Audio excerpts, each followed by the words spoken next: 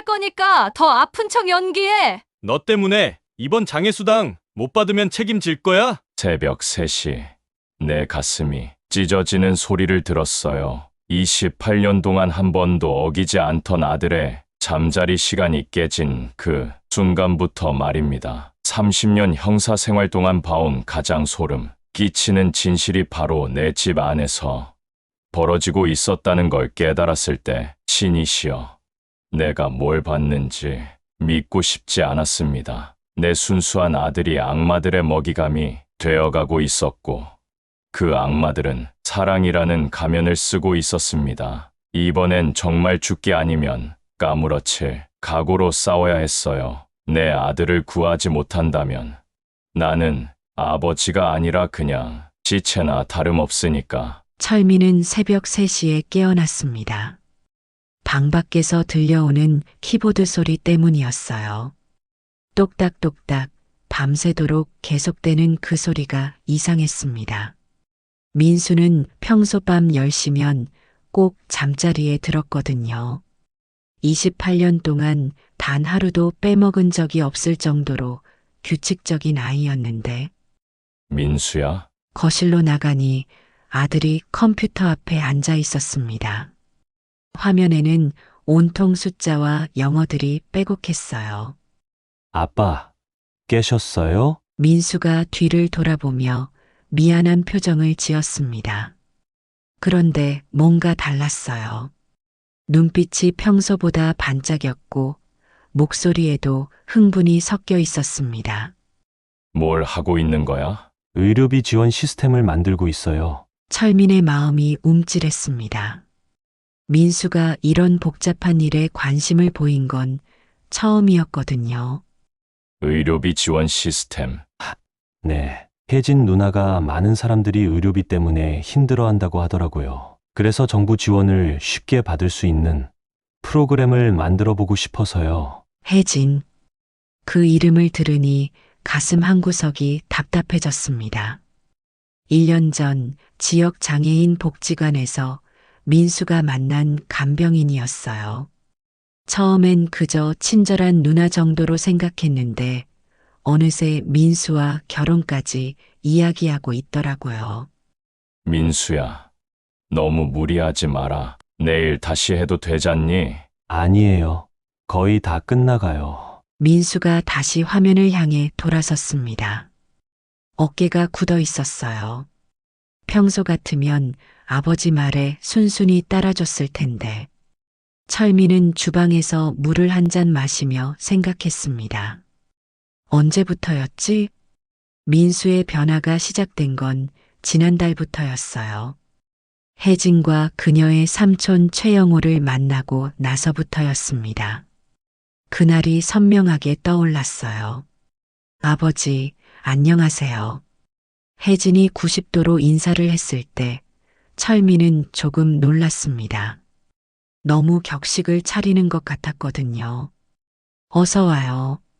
민수가 혜진 씨 이야기를 많이 해서 저도 민수 오빠 이야기 많이 들었어요. 정말 착하고 똑똑하시더라고요.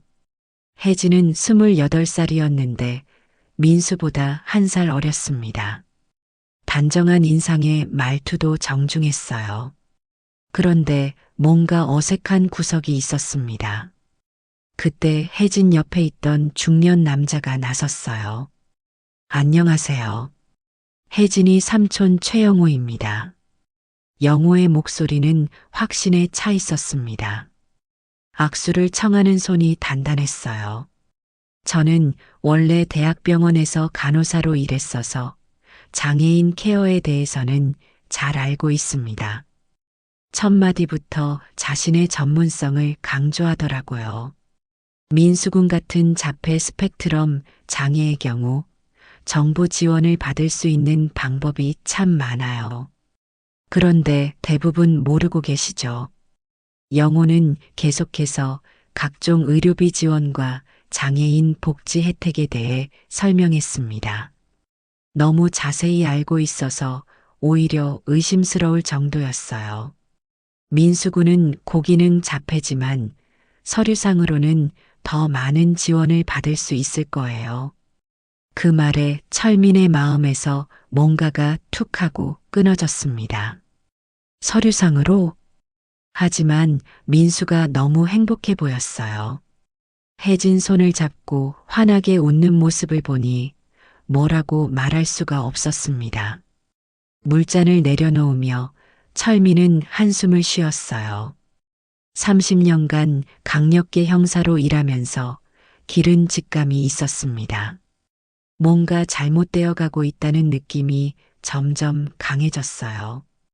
특히 지난주부터 이상한 우편물들이 오기 시작했습니다. 민수 명의로 된 각종 의료비 청구서들, 장애인 지원금 신청 확인서들, 처음 보는 병원들에서 보낸 치료 계획서들. 민수야, 이거 뭐야? 서류들을 들고 물어봤을 때 민수는 고개만 끄덕였어요. 혜진 누나가 도와주고 있어요. 제가 받을 수 있는 지원들을 찾아주신다고 하더라고요. 그런데 이 병원은 어디야? 내가 다닌 적 없는 곳인데.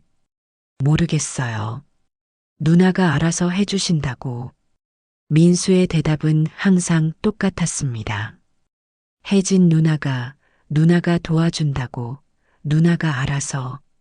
철민은 차츰 불안해졌어요. 민수가 5살 때 자폐 진단을 받고 아내가 떠나간 날이 떠올랐습니다. 나는 못하겠어. 이런 아이 키우면서 살 수 없어.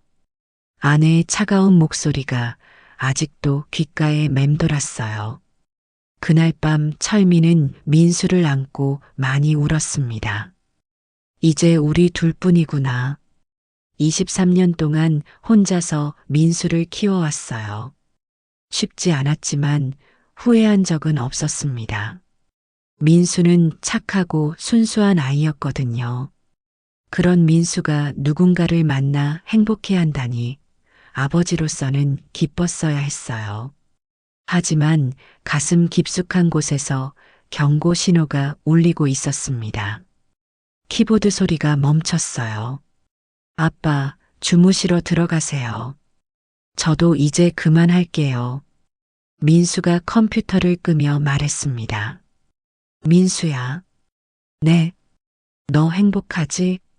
민수가 잠깐 멈칫했어요. 그리고 환하게 웃었습니다. 네, 정말 행복해요. 혜진 누나가 있어서요. 그 웃음이 진짜인지 가짜인지 알 수 없었어요. 철민은 방으로 돌아가면서 생각했습니다. 내가 너무 의심이 많은 건가? 하지만 30년간 형사로 일하면서 배운 것이 있었어요. 직감을 무시하면 안 된다는 것. 그리고 너무 완벽해 보이는 사람들을 조심해야 한다는 것. 혜진과 영호가 바로 그랬습니다. 너무 완벽했어요. 너무 친절했고 너무 많이 알고 있었습니다. 철민은 잠들기 전 마지막으로 생각했어요. 민수야, 아빠가 널 지켜줄게. 그게 무엇으로부터인지는 아직 몰랐지만요. 철민은 경기도 파주로 향하는 버스 안에서 손을 떨고 있었습니다. 민수를 만나러 가는 길이었어요. 혜진이 더 나은 치료를 받을 수 있다며 민수를 다솜 요양원으로 데려간 지 일주일째였습니다. 정말 치료를 받는 거겠지? 하지만 마음이 편하지 않았어요. 어제 민수가 보낸 문자가 이상했거든요. 평소 같으면 아빠 안녕하세요. 여기 좋아요라고 정확하게 보내는데 아빠 여기 이상해요. 라는 짧은 메시지만 왔었습니다. 버스에서 내려 내비게이션을 따라 걸었어요. 다솜 요양원은 생각보다 큰 건물이었습니다. 3층짜리 흰색 건물에 사랑으로 돌보는 다솜 요양원이라는 간판이 걸려 있었어요. 어서 오세요. 입구에서 간호사가 인사했습니다. 하지만 웃음이 어색했어요. 민수를 만나러 왔는데요. 아, 민수 씨요? 지금 물리치료 중이에요. 잠깐만 기다려 주세요. 철민은 로비에서 기다리며 주변을 둘러봤습니다. 이상했어요. 요양원 치고는 너무 조용했고 환자들 모습도 잘 보이지 않았습니다. 벽에 걸린 사진들도 뭔가 어색했어요. 같은 사람들이 다른 옷을 입고 반복해서 나와 있었거든요. 실례합니다. 복도 쪽으로 가는 문이 열려 있어서 철민은 슬쩍 들여다봤어요. 그 순간이었습니다. 심장이 멈추는 것 같았어요. 멀리서 민수가 보였습니다. 휠체어에 앉아 있는 민수가요. 하지만 민수는 휠체어가 필요한 아이가 아니었어요. 잘 걸을 수 있는 아이였는데 더 충격적인 건 그 옆에 있던 혜진이었습니다. 핸드폰으로 민수를 촬영하고 있었어요. 마치 중증 환자인 것처럼 연출하면서요. 자, 민수 오빠. 아픈 표정 좀 더 지어봐요. 그래야 지원금이 더 나와요. 혜진의 목소리가 들렸습니다. 평소의 다정한 톤과는 완전히 달랐어요. 차갑고 계산적이었습니다. 철민의 온몸이 얼어붙었어요. 뭐 하는 거야, 저들이? 민수 주변에는 각종 의료기기들이 놓여 있었습니다. 산소호흡기, 링거, 모니터. 모두 민수에게는 필요 없는 장비들이었어요. 괜찮으세요? 뒤에서 누군가 말을 걸었습니다. 돌아보니 영호였어요. 아, 영호 씨. 철민은 당황해서 말을 더듬었습니다. 민수 아버지시죠? 여기서 뭘 하세요? 영호의 눈빛이 날카로워졌어요. 웃고 있지만 전혀 웃음이 아니었습니다. 민수를 만나러. 아직 치료 중인데요. 방해하시면 안 되죠. 영호가 철민의 팔을 잡았어요. 힘이 꽤 셌습니다. 잠깐만요. 제가 뭘 잘못 봤나요? 철민이 다시 복도를 보려고 했지만 문이 이미 닫혀 있었어요. 뭘 보셨다는 거죠? 영호의 목소리에 위협이 섞여 있었습니다. 그때 철민의 형사 본능이 깨어났어요. 30년간 수많은 범죄자들을 대해본 경험이 있었거든요. 영호의 표정, 말투, 몸짓, 모든 게 수상했습니다. 아무것도 안 봤어요. 그냥 민수가 궁금해서요. 철민은 일단 모른 척 하기로 했어요. 그럼 내일 다시 오세요. 오늘은 중요한 치료가 있어서요. 영호가 철민을 밖으로 밀어냈습니다. 요양원을 나오면서 철민의 머릿속은 복잡했어요. 내가 본 게 맞나? 하지만 분명했어요. 민수가 가짜로 아픈 연기를 하고 있었고 혜진이 그걸 촬영하고 있었습니다. 집으로 돌아가는 길에 철민은 생각했어요. 민수가 만든 프로그램도 이상했지. 의료비 지원 시스템이라고 했는데 혹시 가짜 의료 데이터를 만드는 프로그램은 아닐까요? 순수한 민수가 자신도 모르게 범죄에 이용당하고 있는 건 아닐까요? 그날 밤 철민은 잠들 수 없었어요. 컴퓨터를 켜고 영호에 대해 검색해 봤습니다. 첫 번째 검색 결과를 보는 순간 온몸에 소름이 돋았어요. 최영호, 서울대병원 간호사, 의료사고 은폐 혐의로 면허 취소. 기사를 클릭하니 더 충격적인 내용들이 나왔습니다. 5년 전 중환자실에서 일하던 영호가 환자 차트를 조작해서 보험금을 부정수급한 사건이었어요. 총 3억 원의 피해였다고 했습니다. 이런. 철민의 손이 떨렸어요. 더 검색해보니 영호와 관련된 요양원들이 여러 곳 있었습니다. 부산, 대구, 광주. 모두 다솜이라는 이름이 들어간 요양원들이었어요. 이게 우연일까? 철민은 다음 날 아침 일찍 다시 요양원으로 갔습니다. 이번에는 정면으로 들어가지 않았어요. 뒤편으로 돌아가서 몰래 지켜봤습니다. 30년간 형사 일을 하면서 익힌 잠복 기술이 유용했어요.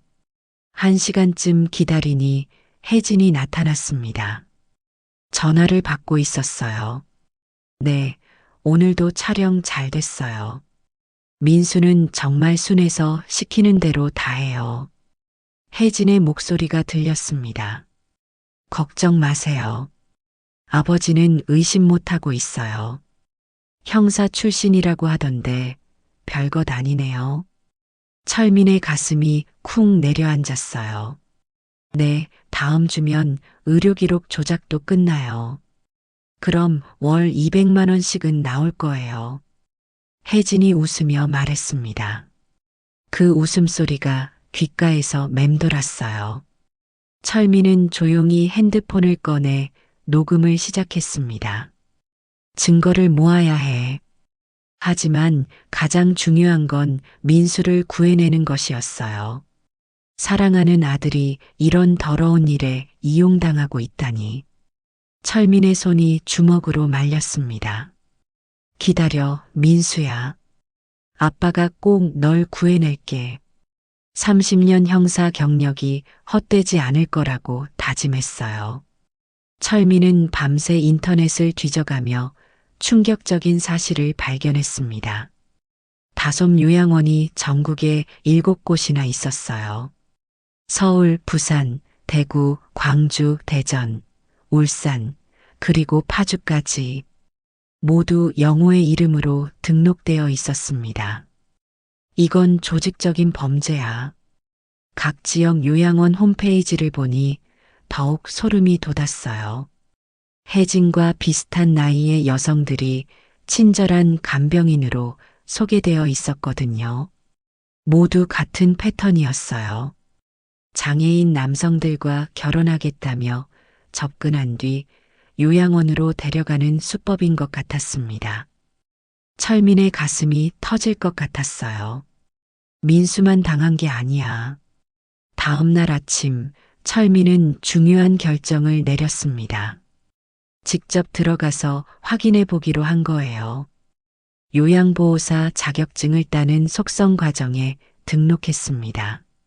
30년 형사 경력이 있으니 허위 이력서 정도는 쉽게 만들 수 있었어요. 3일 만에 가짜 신분을 완성했습니다. 이름은 박수현.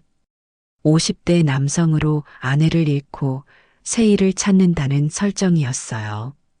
다솜 요양원에 전화를 걸었습니다. 요양보호사 일자리가 있나요? 경력이 어떻게 되세요? 처음이에요. 하지만 정말 열심히 하겠습니다. 일주일 후 철민은 다솜 요양원의 직원이 되었어요. 첫 출근 날이었습니다. 박수현 씨죠? 반갑습니다. 혜진이 인사했어요. 철민을 알아보지 못하는 것 같았습니다. 머리를 짧게 자르고 안경을 쓴 모습이 많이 달라 보였거든요. 열심히 배우겠습니다. 철민은 최대한 다른 목소리로 말했어요. 좋아요. 우선 2층 환자들부터 담당해 주세요. 2층에 올라가니 충격적인 광경이 펼쳐졌습니다. 20명 정도의 장애인들이 각자 침대에 누워 있었어요. 대부분 20-30대 남성들이었습니다. 그런데 이상했어요. 모두 멀쩡해 보이는데 꼼짝도 하지 않고 있었거든요. 왜 다들 저렇게 가만히 있죠? 옆에 있던 간병인에게 물어봤어요. 약 때문이에요. 정신과 약을 먹으면 저렇게 돼요. 간병인이 속삭이며 말했습니다. 정신과 약이요? 네. 말 안 듣거나 소란 피우면 주사를 놔요. 그럼 하루 종일 꼼짝 못해요. 철민의 온몸에 소름이 돋았어요. 민수도 저런 약을 맞고 있는 건가? 점심시간에 화장실에서 민수를 만났습니다. 민수야. 작은 목소리로 불렀어요. 민수가 천천히 고개를 돌렸습니다. 눈빛이 흐릿했어요. 평소의 맑은 모습과는 완전히 달랐습니다. 아빠, 민수의 목소리도 어눌했어요. 왜 이래? 무슨 일이야? 모르겠어요. 자꾸 머리가 아파요. 그리고 기억이 안 나요. 민수가 벽에 기대며 말했습니다. 철민의 마음이 찢어지는 것 같았어요. 내 아들에게 뭘 한 거야, 이 악마들이. 민수야, 조금만 참아. 아빠가 꼭 구해줄게. 정말이에요? 그럼, 약속해. 민수가 희미하게 웃었어요. 하지만 그 웃음이 너무 슬펐습니다. 오후에 철민은 다른 환자 가족들을 만날 기회가 있었어요. 면회 온 60대 아주머니와 이야기를 나눴습니다. 우리 아들도 처음엔 멀쩡했는데 여기 온 후로 이상해졌어요. 아주머니의 목소리에 눈물이 섞여 있었어요. 어떻게 이상해지셨는데요? 말도 잘 못하고 걷기도 힘들어해요. 원래는 혼자서도 잘 다녔는데 혹시 다른 요양원으로 옮기실 생각은? 못해요. 계약서에 1년간은 못 나간다고 되어 있어요. 위약금이 500만 원이래요. 철민의 분노가 치솟았어요. 완전히 감옥이잖아. 퇴근길에 영호를 마주쳤습니다. 박수현 씨, 어때요? 첫날 힘들지 않았어요? 영호가 다가와서 말했어요. 괜찮습니다. 그런데 환자들 상태가 많이 안 좋은 것 같은데요. 그래서 우리가 있는 거죠. 가족들이 케어하기 힘든 아이들이니까요. 영호의 웃음이 소름 끼쳤어요. 그런데 박수연 씨, 혹시 예전에 만난 적 있나요? 왠지 낯이 익어서요. 철민의 심장이 쿵 떨어졌어요. 아니요. 처음 뵙는데요. 그런가요? 제가 착각한 것 같네요. 영호가 철민을 빤히 쳐다봤어요. 의심의 눈빛이었습니다. 그날 밤 철민은 녹음기를 준비했어요. 내일부터는 모든 대화를 녹음하기로 했습니다. 증거를 모아야 했거든요. 하지만 더 급한 건 민수를 구하는 것이었어요.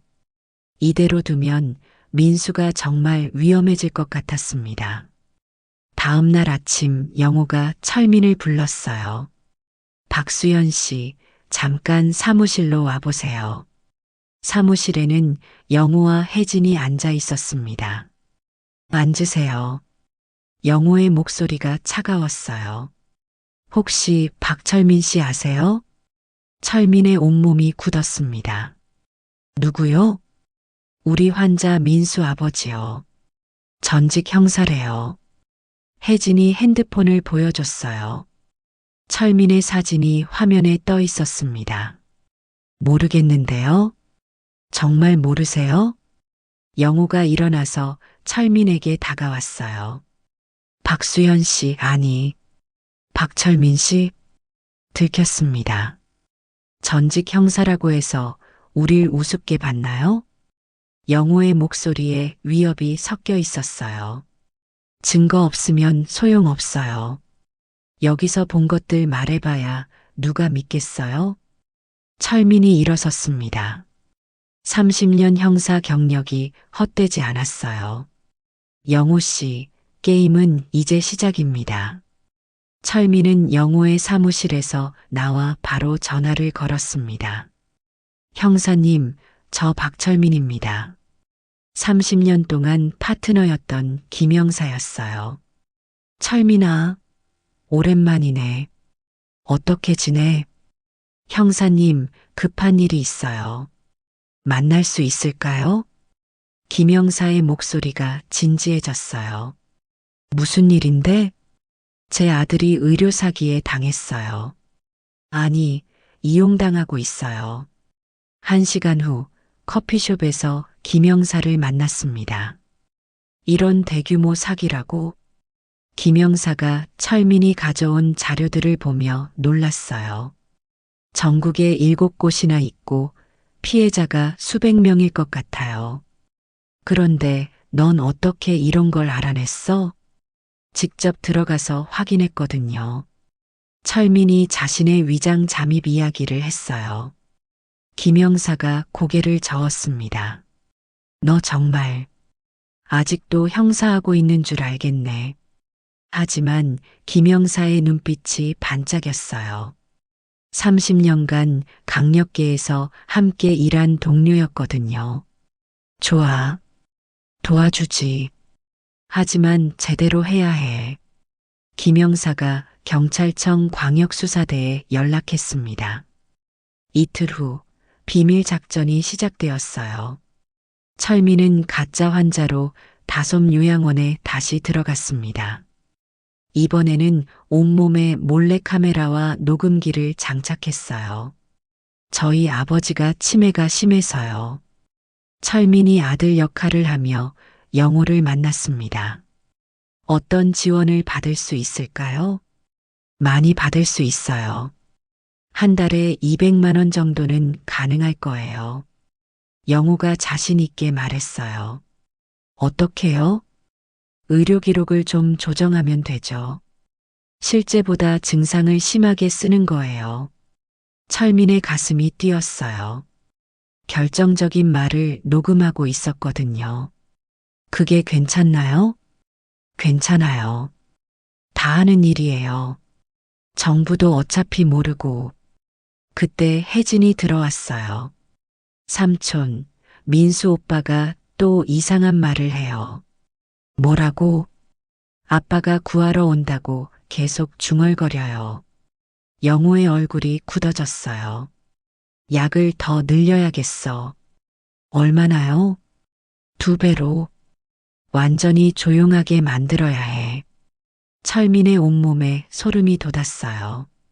민수에게 더 많은 약을? 참을 수 없었어요. 잠깐만요. 철민이 일어섰습니다. 뭔 소리예요, 지금? 약을 2배로 늘린다고요? 당신 누구세요? 영호가 의심스러운 눈으로 철민을 봤어요. 민수 아버지예요. 박철민. 철민이 가면을 벗었습니다. 영호와 혜진의 얼굴이 하얗게 질렸어요. 어떻게 여기에? 30년 형사한 게 헛되지 않더라고요. 그 순간 문이 열렸어요. 김영사와 수사관들이 들어왔습니다. 경찰입니다. 의료사기 혐의로 체포합니다. 영호가 뒤로 물러났어요. 뭔 소리야? 증거가 어디 있어? 여기 있어요. 철민이 녹음기를 꺼냈어요. 방금 당신이 한 말 다 녹음되어 있어요. 의료기록 조작, 약물 과다 투여 지시까지 말이에요. 영호의 다리가 풀렸어요. 안 돼. 이럴 수가. 혜진이 울면서 무릎을 꿇었습니다. 저는 시키는 대로만 했어요. 삼촌이 시켜서 한 거예요. 지금 와서 그런 소리를. 영호가 혜진을 노려봤어요. 그때 김영사가 무전기를 들었습니다. 본부 파주 완료. 다른 지역은 어떻게 됐어? 서울, 부산, 대구 모두 완료. 총 67명 체포. 철민이 안도의 한숨을 쉬었어요. 드디어 끝났습니다. 민수는 어디에 있어요? 철민이 혜진에게 물었어요. 3층 305호에. 철민은 계단을 뛰어 올라갔어요. 305호 문을 열었을 때 민수가 침대에 누워 있었습니다. 의식이 흐릿한 상태였어요. 민수야. 철민이 아들을 안았습니다. 아빠, 정말 와줬어요. 민수의 목소리가 약했지만 분명했어요. 그럼 아빠가 약속했잖니. 철민의 눈에서 눈물이 흘러내렸어요. 이제 집에 가자.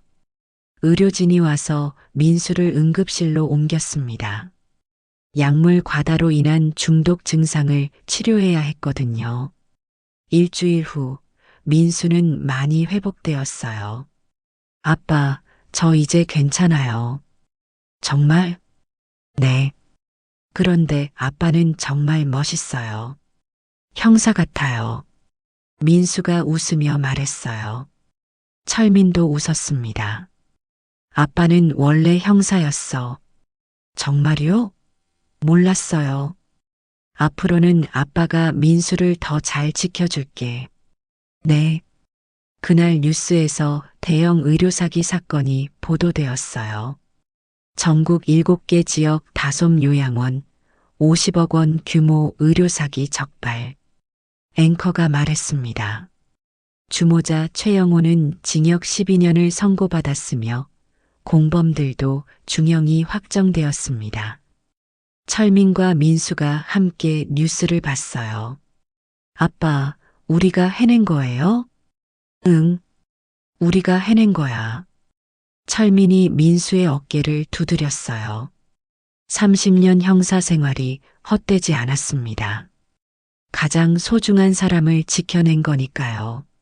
3개월 후 법정이었습니다. 철민과 민수가 증인석에 앉아 있었어요. 영호와 혜진 그리고 공범들이 피고석에서 고개를 숙이고 있었습니다. 피고 최영호에게 징역 12년을 선고합니다. 판사의 목소리가 법정에 울려 퍼졌어요. 피고 김혜진에게 징역 5년을 선고합니다. 철민이 민수의 손을 꼭 잡았습니다. 드디어 끝났어요. 영호가 마지막으로 철민을 돌아봤습니다. 그 눈빛에는 후회와 분노가 섞여 있었어요. 하지만 철민은 차분했습니다. 정의가 실현되었으니까요. 법정을 나오면서 민수가 말했어요. 아빠, 이제 정말 끝난 거죠? 그래. 이제 새로 시작하는 거야. 민수의 얼굴이 환해졌어요. 약물 중독에서 완전히 회복된 후 더욱 밝아진 것 같았습니다. 아빠, 저 이제 뭘 하면 될까요? 하고 싶은 거 하면 돼. 저는 아빠처럼 사람들을 도와주고 싶어요. 철민의 가슴이 뜨거워졌어요. 한 달 후, 철민은 중요한 결정을 내렸습니다.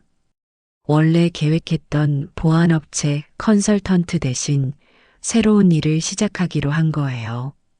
장애인 권익보호 민간수사센터? 김영사가 놀라며 물었어요. 그래. 민수 같은 피해자들을 도와주고 싶어. 좋은 생각이네. 나도 도와줄까? 정말? 응. 퇴직하고 할 일도 없었는데 딱 좋네. 이렇게 철민과 김영사 그리고 몇 명의 전직 형사들이 모여서 특별한 팀을 만들었어요. 장애인을 대상으로 한 범죄만 전문적으로 다루는 민간수사센터였습니다. 첫 사무실을 열던 날이었어요. 아빠, 축하해요. 민수가 꽃다발을 들고 왔습니다. 고마워, 민수야. 저도 도와줄게요. 뭘로? 프로그램 만들어서요. 장애인들이 도움을 요청할 수 있는 앱 같은 거요. 철민이 깜짝 놀랐어요. 정말? 네. 아빠의 정의감을 프로그램으로 구현해 보고 싶어요. 민수의 눈빛이 반짝였어요. 예전과는 완전히 다른 모습이었습니다. 더 당당하고 자신감 있어 보였어요. 첫 달부터 상담 전화가 많이 왔습니다. 저희 아들도 비슷한 일을 당했는데요. 요양원에서 이상한 일이 벌어지고 있는 것 같아요. 전국에서 도움을 요청하는 전화들이었어요. 철민은 바쁘지만 보람을 느꼈습니다. 아빠, 오늘도 사건 해결했어요? 민수가 저녁 때마다 물어봤어요. 응. 부산에 있는 가족 도와줬어. 대단해요. 저도 앱 개발 열심히 할게요. 민수는 정말 열심히 했어요. 장애인들이 쉽게 신고할 수 있는 앱을 만들고 있었습니다. 간단한 버튼 터치만으로도 도움을 요청할 수 있는 시스템이었어요. 어느 날 민수가 흥미로운 제안을 했어요. 아빠, 제가 장애인 IT 교육센터에서 강사 일을 해보면 어떨까요? 강사? 네. 저처럼 자폐가 있는 사람들에게 프로그래밍을 가르쳐 주고 싶어요. 철민이 민수를 바라봤어요. 언제부터 이렇게 성장했을까요? 좋은 생각이야. 해봐. 6개월 후, 민수는 정말 강사가 되었어요. 매주 토요일마다 장애인 IT 교육센터에서 프로그래밍을 가르쳤습니다. 민수 선생님 덕분에 저도 앱을 만들 수 있게 됐어요. 수강생들이 민수를 좋아했어요. 철민은 멀리서 수업하는 민수를 지켜봤습니다. 가슴이 뭉클했어요. 저 아이가 이렇게 클 줄 몰랐네. 그날 집에 돌아가는 길에 민수가 말했어요. 아빠, 감사해요. 뭐가? 저를 구해줘서요. 그리고 새로운 꿈을 갖게 해줘서요. 철민의 눈가가 촉촉해졌어요. 민수야, 고마워. 저야말로 고마워요. 아빠는 정말 영웅이에요. 아니야. 우리가 함께 영웅인 거야. 1년이 지났습니다. 철민의 민간수사센터는 전국적으로 유명해졌어요. 장애인 권익보호 분야에서는 최고의 팀으로 인정받았습니다. 민수의 앱도 대성공이었어요. 도움 손길이라는 이름의 앱은 10만 다운로드를 돌파했습니다. 많은 장애인들이 이 앱을 통해 도움을 받고 있었어요. 어느 토요일 저녁이었어요. 철민과 민수가 함께 저녁을 먹고 있었습니다. 아빠, 우리 정말 많이 변했죠? 그러게. 1년 전만 해도 상상 못했어. 저는 이제 무서운 게 없어요. 아빠가 있으니까요. 민수가 환하게 웃었어요. 철민도 웃었습니다. 30년 형사 생활을 통해 많은 범죄자들을 잡았지만 가장 뿌듯한 일은 바로 이거였어요. 자신의 아들을 구해낸 것, 그리고 같은 처지의 사람들을 도와주는 것. 민수야. 네. 아빠 자랑스러워? 당연하죠. 세상에서 가장 멋진 아빠예요. 철민이 민수의 머리를 쓰다듬었어요. 나도 민수가 자랑스러워. 창밖으로 노을이 지고 있었습니다. 아름다운 하루의 끝이었어요. 그리고 새로운 내일의 시작이기도 했습니다.